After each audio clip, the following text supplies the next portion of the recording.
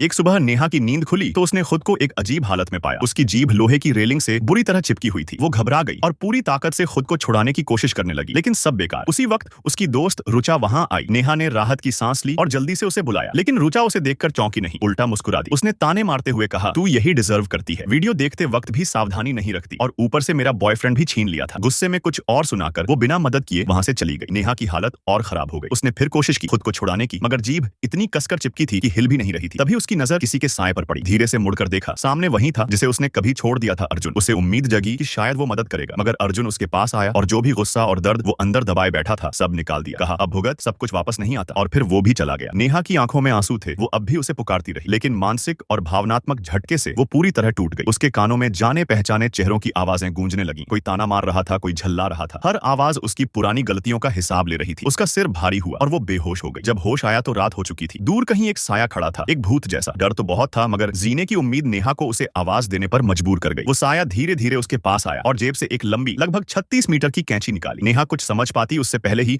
उसने उसकी जीभ की तरफ झटका मारा। घबराकर नेहा ने अपने मुंह पर हाथ रखा, लेकिन राहत की बात यह थी कि जीभ सही सलामत थी। वो साया अचानक गायब हो गया। अब सोचो, क्या अब भी कोई लोहे पर अपनी जीभ चिपकाने की हिम्मत करेगा?